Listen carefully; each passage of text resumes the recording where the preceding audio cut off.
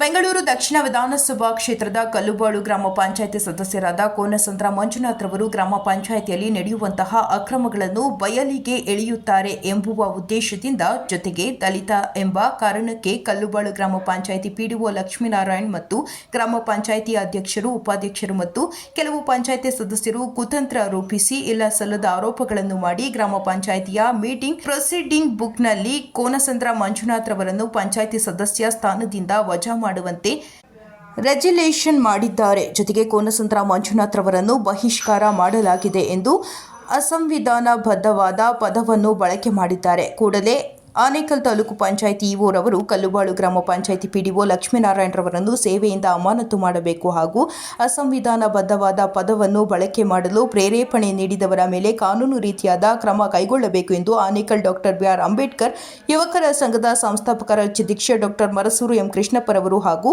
ಮಹಿಳಾ ಘಟಕದ ರಾಜ್ಯಾಧ್ಯಕ್ಷೆ ಬೊಮ್ಮಸಂದ್ರ ರೇಣುಕಾರವರು ಆಗ್ರಹಿಸಿದರು. ಇನ್ನು ಪ್ರತಿಭಟನೆಯಲ್ಲಿ ಕಲ್ಲುಬಾಳು ಗ್ರಾಮ ಪಂಚಾಯಿತಿ ಸದಸ್ಯ ಕೋನಸಂದ್ರ ಮಂಜುನಾಥ್, ಡಾಕ್ಟರ್ ಬಿ.ಆರ್. ಅಂಬೇಡ್ಕರ್ ಯುವಕ ಸಂಘದ ಜಗದೀಶ್, ರವಿ, ರವಿಚಂದ್ರ, ನಂದಿನಿ, ಮುರಳಿ, ಯೋಗಿ, ಮೈಲಾರಿ, ಭದ್ರಪ್ಪ, ರಾಕೇಶ್, ಮಂಜುಳಾ ಮತ್ತಿತರರು ಹಾಜರಿದ್ದರು.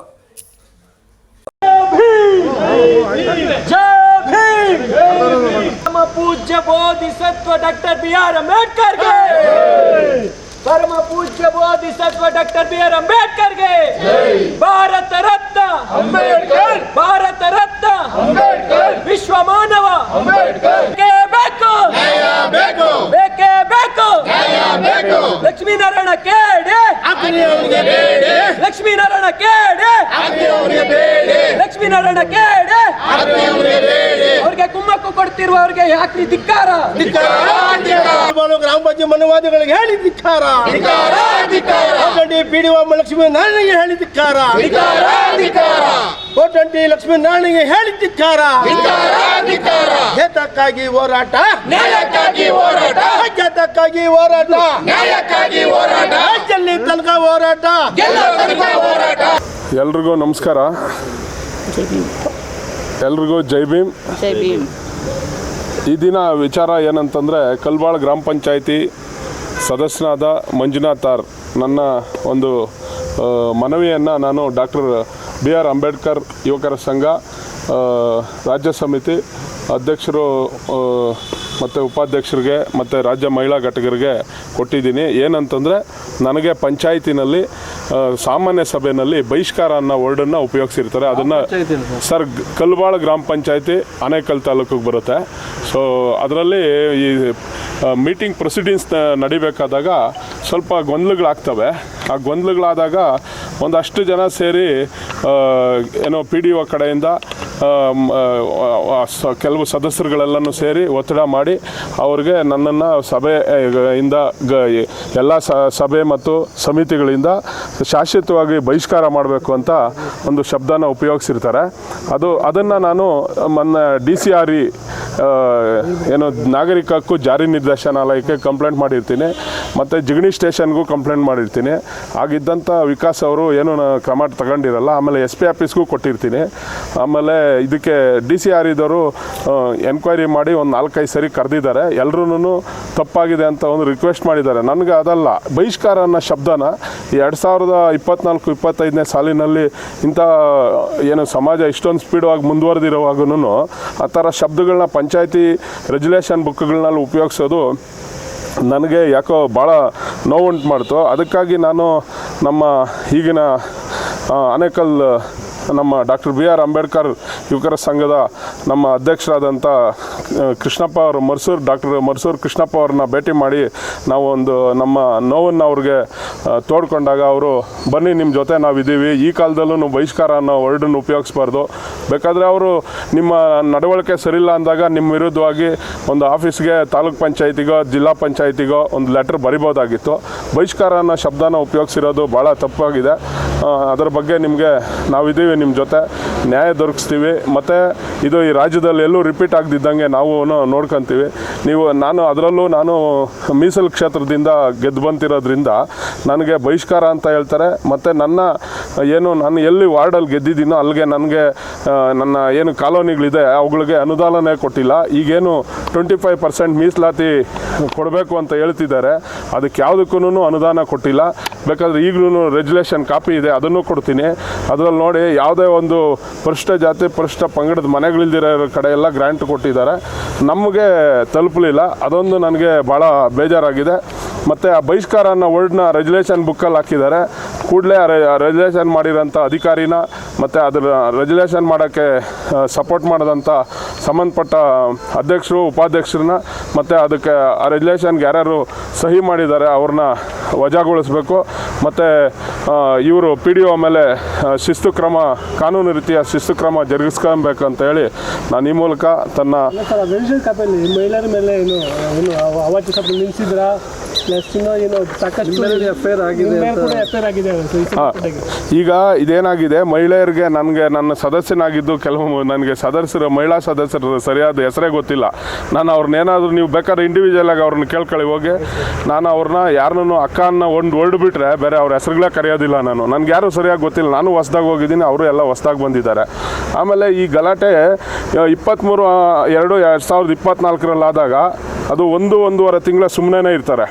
ನಾನು ಆಮೇಲೆ ಹೋಗಿ ಯಾರೋ ಒತ್ತಡ ರಾಜಕಾರಣಿಗಳನ್ನ ಹಿಡಿದು ಸ್ಟೇಷನ್ಗೆ ಫೋನ್ ಮಾಡಿ ಸ್ಟೇಷನ್ ಕಡೆಯಿಂದ ಒಂದು FIR ಮಾಡಿದ್ದಾರೆ. ಸೊ ನಾನು ಅದನ್ನು ನಾನು ಕೋರ್ಟಲ್ಲಿ ಹೋಗಿ ಪಂಚಾಯಿತಿ ಅಭಿವೃದ್ಧಿ ಅಧಿಕಾರಿ ಲಕ್ಷ್ಮೀನಾರಾಯಣ್ ಇಲ್ಲ ಈಗಲೇ ಇದ್ದಾರೆ, ಪ್ರೆಸೆಂಟ್ ಇದ್ದಾರೆ ಅವರು. ಲಕ್ಷ್ಮೀನಾರಾಯಣ್ ಆ FIR ಮಾಡಿದ್ದಾರೆ. ಅದರಲ್ಲಿ ಹಿಂಗೆ ಪಂಚಾಯತಿನಲ್ಲಿ ನಮ್ಮನ್ನು ಎದುರಿಸಿದ್ರು, ನಮ್ಮನ್ನು ಪಂಚಾಯತಿನಲ್ಲಿ ನಮ್ಮ ಕೆಲಸಗಳಿಗೆಲ್ಲ ಅಡ್ಡಿ ಬರ್ತಾರೆ, ಎದುರಿಸಿದ್ರು ಅಂತ ವಿಚಾರ ಇಷ್ಟೇ. ಅಲ್ಲಿ ನಡೆಯೋಂಥ ಭ್ರಷ್ಟಾಚಾರದ ಬಗ್ಗೆ ನಾನು ಹಣಕಾಸು ಸಮಿತಿ ಸದಸ್ಯನಾಗಿರೋದ್ರಿಂದ ನನ್ನ ಹತ್ರ ಫಸ್ಟ್ ಬಿಲ್ಗಳು ಬರ್ತವೆ. ನಮಗೆ ಆ ಸದಸ್ಯದಲ್ಲಿ ನಾನು ಎಲ್ಲ ಚೆಕ್ ಮಾಡ್ತೀನಿ, ಪರಿಶೀಲನೆ ಮಾಡ್ತೀನಿ. ನನಗೆ ಡೌಟ್ ಬಂದಾಗ ನಾನು ಅವುಗಳನ್ನ ಪ್ರಶ್ನೆ ಮಾಡಿದಾಗ ಅವಲ್ಲಿ ಬಿಲ್ ಪಾಸ್ ಆಗೋಕ್ಕೆ ನಾನು ಕೊಡೋದಿಲ್ಲ ಅವಾಗ. ಯಾಕಂದರೆ ಒಂದು 4ರಿಂದ 5 ಚೇಂಬರು ಕ್ಲೀನ್ ಮಾಡೋದಕ್ಕೆ ಜೆಟ್ ಮೋಟ್ರ್ಗಳು ಬರ್ತವೆ, ಆ ಲಾರಿಗಳು, ಅವುಗಳಿಗೆ ಕ್ಲೀನ್ ಮಾಡೋಕ್ಕೆ 2 ಲಕ್ಷ ರೂಪಾಯಿ ತಗೊಂತಾರೆ ಬಿಲ್ಗಳು. ಏನೋ 5 ಚೇಂಬರ್ಗಳಿಗೆ ಜೆಟ್ಟಲ್ಲಿ ಇಟ್ಟು ಕ್ಲೀನ್ ಮಾಡೋಕ್ಕೆ. ಮತ್ತು ಕಾಲುವೆಗಳಿಗೆ ಪದೇ ವರ್ಷದಲ್ಲಿ 6 ಸರಿ ಬರ್ತೈತೆ ಬಿಲ್ಗಳು, ಏನೋ ಕ್ಲೀನ್ ಮಾಡಿದ್ದೀವಿ ಅಂತ 2 ಲಕ್ಷ ಬರ್ತೈತೆ. ಪ್ರತಿ ತಿಂಗಳು ಒಂದೊಂದು ಮೆಂಬರು ಇಲ್ಲ ಅಂದರೆ ಕೂಡ 20,000 ಫ್ರೀ ತಗೊಬೋದು, ಅಂದರೆ 20,000 ವಿತೌಟ್ ಬಿಲ್ಲು ದುಡ್ಡು ತಗೊಬೋದು. ಪ್ರತಿ ತಿಂಗಳು 20,000 ಬಿಲ್ ತರ್ತಾರೆ. ಆಮೇಲೆ ಎಲೆಕ್ಟ್ರಿಕಲ್ಲು ಅಷ್ಟೇ, ಅವರು ಟೆಂಡರ್ ಕೊಟ್ಟು ಕರೆಯೋದಿಲ್ಲ, ಹೋಗಿ ಯಾವುದೋ ಒಂದು ಅಂಗಡಿನಲ್ಲಿ ಒಟ್ಟು ರಾಶಿ ತಗೊಂಬರ್ತಾರೆ. ಆಮೇಲೆ ಯಾರೇ ಹೋಗಿ ಕೇಳಿದ್ರೂ ಪಂಚಾಯತಿ ಸದಸ್ಯರಲ್ದಿರ ಅವರು ಯಾರು ಹೆಣ್ಮಕ್ಳು ಬಂದಿರ್ತಾರಲ್ಲ, ಅವರು ಗಂಡಂದ್ರು ಹೋಗಿ ಕೇಳಿದ್ರೆ ಕೂಡ ಏನು ಬೇಕಾದ್ರೂ ಮೆಟೀರಿಯಲ್ ಕೊಟ್ಟು ಕಳಿಸ್ಬಿಡ್ತಾ ಇದ್ದಾರೆ. ಆಮೇಲೆ ಇದು ಬೋರ್ವೆಲ್ ಸಬ್ಮರ್ಸಿಬಲ್ ಪಂಪ್ಗಳು ಅಷ್ಟೇ, ಅದನ್ನು ತಗೊಂತಾರೆ ಅವರು. ಅದನ್ನು ತಗೊಂಡು ಅದು ಎಲ್ಲೆಲ್ಲಿ ಹಾಕ್ತಾರೆ, ಏನು ಬಂದಿದೆ ಇದುವರೆಗೂ ಲೆಕ್ಕ ಇಲ್ಲ. ಸೊ ಹೀಗಾಗಿ ಹೌದು, ಇದನ್ನು ನೇರವಾಗಿ ಹೇಳ್ತಾ ಇದ್ದೀನಿ. ನಾನು ಅಕ್ರಮಗಳನ್ನ ಹಿಡಿತೀನಿ ಮತ್ತು ಭ್ರಷ್ಟಾಚಾರದ ವಿರುದ್ಧ ಅಲ್ಲಿ ಹೋರಾಡ್ತೀನಿ. ಅಲ್ಲಿ ಪಂಚಾಯತಿ ಸಾರ್ವಜನಿಕರ ತೆರಿಗೆ ಕಟ್ಟುವಂಥ ಹಣನ ದುರುಪಯೋಗ ಪಡಿಸ್ಕೊಳ್ಳೋಕೆ ಬಿಡೋದಿಲ್ಲ. ಆ ಕಾರಣದಿಂದ ನಾನು ಅಲ್ಲಿದ್ದರೆ ತೊಂದರೆ ಆಗ್ತೈತೆ ಅಂತ. ಈಗ ನಾನು ಅಲ್ಲಿ ಸರಿಯಾಗಿ ನನಗೆ ಆ ಥರ ಬೇಸರ ಮಾಡಿದಾಗ ಬಹಿಷ್ಕಾರ ಅಂದಾಗ ನಾನು ಅಲ್ಲಿ ಹೋಗ್ತಾ ಇಲ್ಲ. ಸೊ ಈಗ ಸಾಕಷ್ಟು ಯಾರಾದರೂ ಅಧಿಕಾರಿಗಳಾಗಲಿ ಇಲ್ಲ ಅದಕ್ಕೊಂದು ಕಮಿಟಿ ಸರ್ಕಾರ ನೇಮಿಸಿದ್ರೆ ಕೂಡ ಆ ಪಂಚಾಯತಿನಲ್ಲಿ ಇಲ್ಲ ಅಂದರೆ ಕೂಡ ಒಂದು 10ರಿಂದ 15 ಕೋಟಿ ರೂಪಾಯಿ ಏನೋ ಭ್ರಷ್ಟಾಚಾರ ಆಗಿರೋದು ನಿಮಗೆ ಖಂಡಿತವಾಗ್ಲೂ ಸಿಗ್ತೈತೆ ಸರ್. ಈಗ 2024 ಫೆಬ್ರವರಿಯಲ್ಲಿ ನಡೆದಿರೋದು ರೆಸಲ್ಯೂಷನ್ ಕಾಪಿ. ಹೌದು. ಆಗ ಮಾಧ್ಯಮಗಳವರು ಕೂಡ ಈ ವರದಿಯನ್ನ ಮಾಡಿದ್ದಾರೆ. ಹೌದು. ಈಗ 2025 ಒಂದು ವರ್ಷದ ನಂತರ ಈಗ ಇಶ್ಯೂ ಏನು ಅಪ್ಡೇಟ್? ಇಶ್ಯೂ ಮಾಧ್ಯಮಗಳು ಅವಾಗ ಬರೀ ಏನು ಮಾಡಿತ್ತಂದರೆ ಕಲ್ಲುಬಾಳು ಗ್ರಾಮ ಪಂಚಾಯಿತಿಯಲ್ಲಿ ಕೋನಸಂದ್ರ ಗ್ರಾಮದ ಸದಸ್ಯ ಮಂಜುನಾಥ್ರಿಂದ ಅಲ್ಲೇ ಅಂತ ಮಾಡಿದ್ರು ಬಿಟ್ಟರೆ ಬಹಿಷ್ಕಾರ ಅನ್ನೋ ಶಬ್ದನ ಯಾವ ಮಾಧ್ಯಮಗಳಲ್ಲೂ ತೋರಿಸ್ಲಿಲ್ಲ. ಬೇಕಾದ್ರೆ ಇವಾಗ ಕ್ಲಿಪ್ಪಿಂಗ್ ತೆಗೆಸಿ ನೋಡ್ರಿ, ಯಾವುದೂ ತೋರಿಸ್ಲಿಲ್ಲ. ಆಮೇಲೆ ನಾನು ನಾಗರಿಕ ಹಕ್ಕು ಜಾರಿ ನಿರ್ದೇಶನಾಲಯಕ್ಕೆ ಕಂಪ್ಲೇಂಟ್ ಕೊಟ್ಟ ಮೇಲೆ ಅವರು ಕರೆದ ಆಫೀಸರ್ ಹೇಳ್ತಾರೆ, ನೀವು ಆ ವರ್ಡ್ನ ತೆಗಿಬೇಕು ಅಂತ ಪಂಚಾಯತಿ ಅಭಿವೃದ್ಧಿ ಅಧಿಕಾರಿ ಲಕ್ಷ್ಮೀನಾರಾಯಣ್ಗೆ ಹೇಳಿದಾಗ ಅವರು ಸರಿ ಸರ್ ಅಂತ ತೆಗಿತೀವಿ ಅಂತಾರೆ. ಚೇರ್ಮನ್ರಿಗೂ ಕರೀತಾರೆ, ವೈಸ್ ಚೇರ್ಮನ್ರಿಗೂ ಕರೀತಾರೆ, ತೆಗಿತೀವಿ ಅಂತ ಹೇಳ್ತಾರೆ, ತೆಗ್ದಿರಲ್ಲ. ಯಾಕಂದರೆ ಅದು ಅಸಂವಿಧಾನಿಕ ಪದ ಆಗಿರ್ತೈತೆ. ಆ ಪದನ ಎಲ್ಲೂ ಅಷ್ಟೇ ಈವನ್ ಪುಸ್ತಕಗಳಲ್ಲೂ ಕೂಡ ಬಳಸ್ತಾ ಇಲ್ಲ, ಯಾವುದೋ ಪಠ್ಯ ಪುಸ್ತಕಗಳಲ್ಲಿ ಆಗಿರೋದ್ರಿಂದ ನಾನು ನಾನು ಈ ವಿಚಾರವಾಗಿ ನನಗೆ ಮನಸ್ಸಿಗೆ ಬೇಜಾರಾಗಿರೋದ್ರಿಂದ ಮತ್ತು ನಾವು ಒಂದು ಸಾರ್ವಜನಿಕ ಹೋರಾಟದಲ್ಲಿರೋದ್ರಿಂದ ಆ ಶಬ್ದನ ಆ ಬುಕ್ಕಿಂದ ತೆಗಿಬೇಕು. ನನ್ನನ್ನು ಬಹಿಷ್ಕಾರ ಅಂತ ಯಾರು ಹೇಳಿದ್ದಾರೆ ಆ ಅಧಿಕಾರಿ ಮತ್ತು ಅಧ್ಯಕ್ಷ ಉಪಾಧ್ಯಕ್ಷರು ಮತ್ತು ಉಳಿದ ಸದಸ್ಯರ ಮೇಲೆ ಕೇಸ್ ರಿಜಿಸ್ಟರ್ ಮಾಡಬೇಕು ಅಂತ ಹೇಳಿ ನಾನು ಈ ಮೂಲಕ ಈ ನಮ್ಮ ನಿವೇದನೆಯನ್ನು ಒತ್ತಾಯ ಮಾಡ್ತಾ ಇದ್ದೀನಿ. ಸಾಮಾನ್ಯ ಸಭೆಯಲ್ಲಿ ಹೆಣ್ಮಕ್ಳ ಮುಂದೆ ಅವಶ್ಯಕ ಶಬ್ದಲೆಲ್ಲ ಮಾತಾಡಿದೆ ಅಂತೇಳಿ ವಿಡಿಯೋಸ್ ಎಲ್ಲ CM ವರ್ಗ ತಲುಪಿದೆ ಅಂತ. ಸರ್ ಖಂಡಿತ ನಾನಂತೂ ನೋಡಲಿಲ್ಲ. ನನಗೂ ಕೊಟ್ಟರೆ ನನ್ನ ವರ್ಡ್ ಕೆಟ್ಟ ಮಾತುಗಳು ಒಂದೂ ಇರಲ್ಲ ಪಂಚಾಯತಿನಲ್ಲಿ. ಆ ಕ್ಷಣ ಅವತ್ತೇನು 23ನೇ ತಾರೀಕು 2ನೇ ತಿಂಗಳು 2024ರಲ್ಲಿ ಏನಾಗಿದೆಯೋ ಅವತ್ತು ನಿಂತ್ಕೊಂಡು ಎಲ್ಲ ಗಲಾಟೆ ಗೊಂದಲಗಳಾಗಿರೋದು ಬಿಟ್ಟರೆ ನೀವು ಪ್ರತಿದಿನ ಯಾವತ್ತಾದರೂ ನೋಡ್ಕೊಳ್ಳಿ. ನಾನು ಯಾವ ಹೆಣ್ಮಕ್ಳು ನಾನು ಹೇಳ್ತಿದ್ದೀನಲ್ಲ ಸರ್, ಯಾವ ಹೆಣ್ಮಕ್ಳು ಹೆಸರುಗಳು ನನಗಿನ್ನೂ ಸರಿಯಾಗಿ ಗೊತ್ತಿಲ್ಲ. ನಾನು ಎಲ್ಲರನ್ನೂ ಅಕ್ಕ ಅಂತಲೇ ಬಿಟ್ಟರೆ ಬೇರೆ ಶಬ್ದನೇ ಉಪಯೋಗಿಸೋದಿಲ್ಲ. ಅವರು ಈಗ ಹೆಣ್ಮಕ್ಳ ಕಡೆಯಿಂದ ಕಂಪ್ಲೇಂಟ್ ಕೊಟ್ಟಾಗ ಅದು ಸ್ವಲ್ಪ ಸ್ಟ್ರಾಂಗ್ ಆಗ್ತೈತೆ ಅಂತ ಹೇಳ್ಬಿಟ್ಟು ಈ ಥರ ಅದನ್ನು ತಿರ್ಚಿದ್ದಾರೆ ಬಿಟ್ಟರೆ. ಯಾಕಂದರೆ ಸರ್ ಪಿಳ್ಳಪ್ಪ ಅನ್ನೋ ಸದಸ್ಯ ನನಗೆ ಮೊದಲು ನನಗೆ ನನ್ನ ಶಬ್ದನ ಉಪಯೋಗಿಸ್ಬೇಕೋ ಬೇಡವೋ ಪಂಚಾಯತಿ ಇದರಲ್ಲಿ ನಿಮ್ಮ ಪ್ರೆಸ್ ಮೀಟಲ್ಲಿ ಗೊತ್ತಿಲ್ಲ.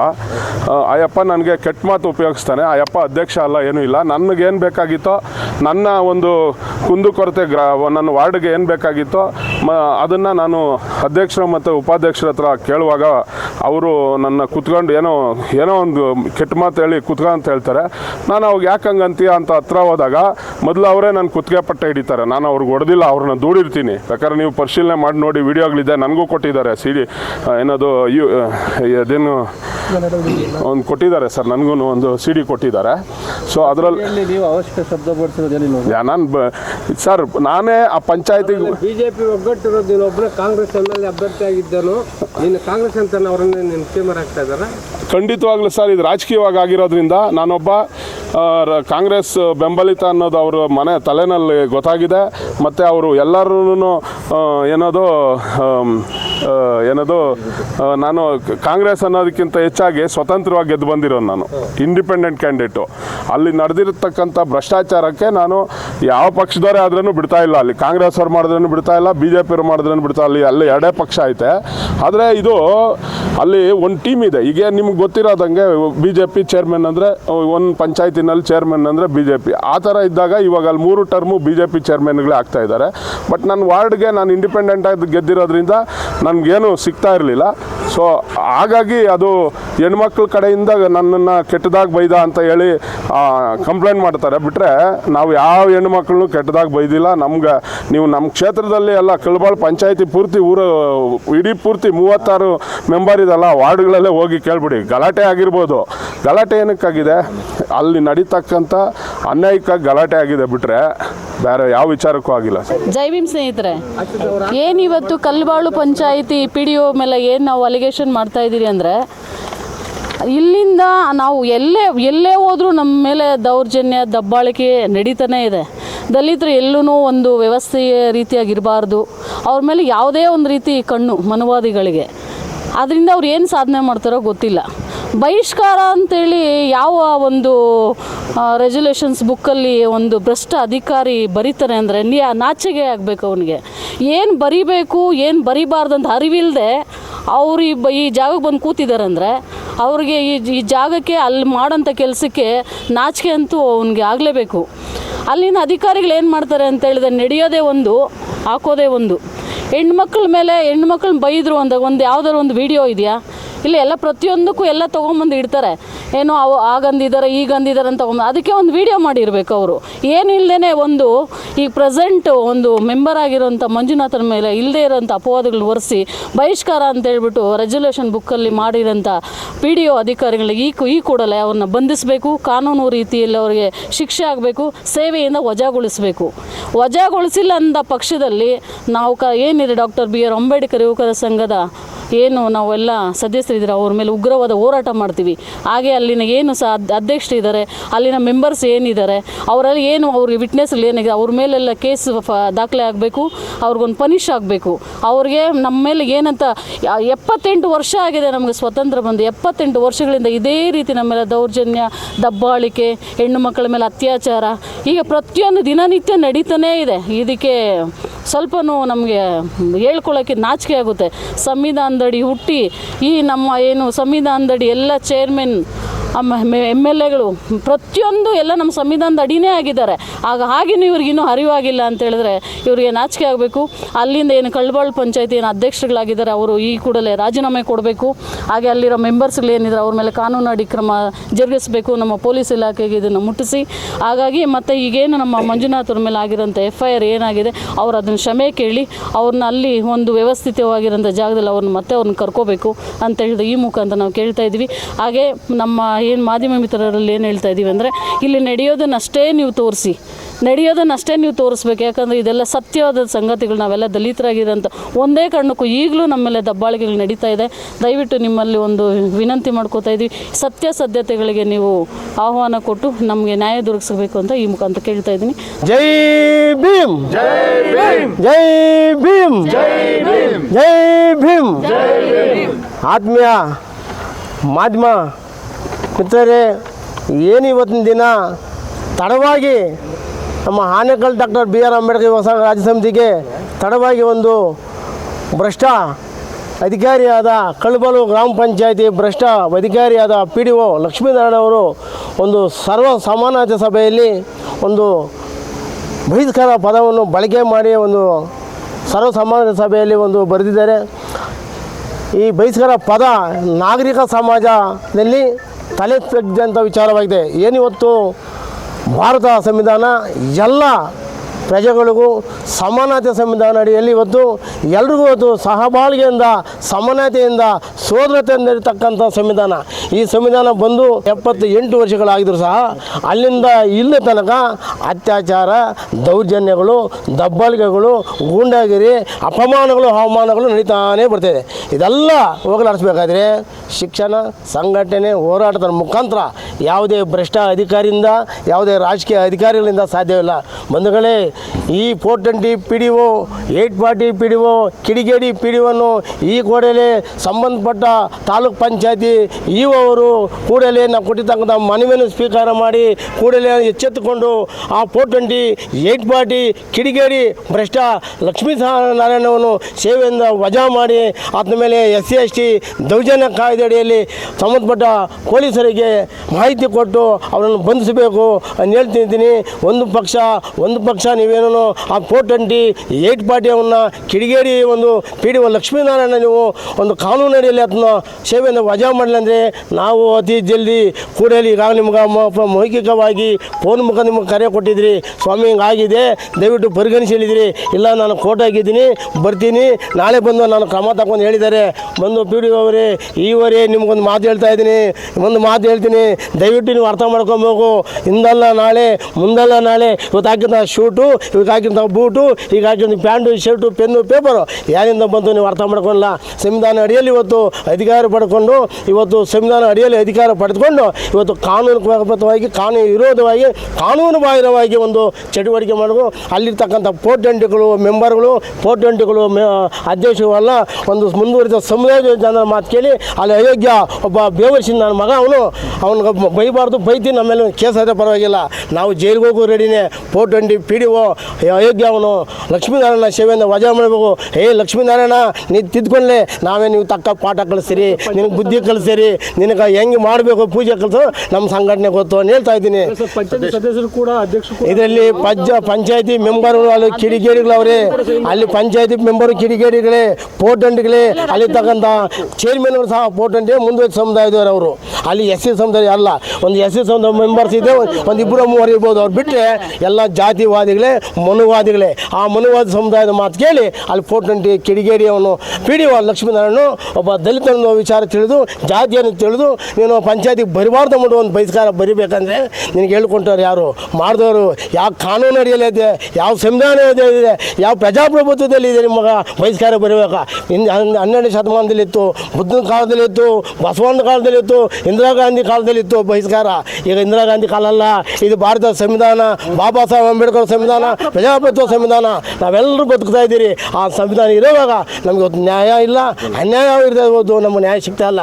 ಇನ್ನು ನಮ್ಮ ನ್ಯಾಯ ಸಿಗಬಾದ್ರೆ ಶಿಕ್ಷಣ, ಸಂಘಟನೆ, ನಿಮ್ಗೆ ಹೋರಾಟದ ಮುಖಾಂತರ ನೀವು ತಕ್ಕ ಬುದ್ಧಿ ಕಲಿಸಿ ಹೇಳ್ತಾ ನಾನು ಮಾತನ್ನು ಮುಗಿಸ್ತೇನೆ. ಜೈ ಭೀಮ್.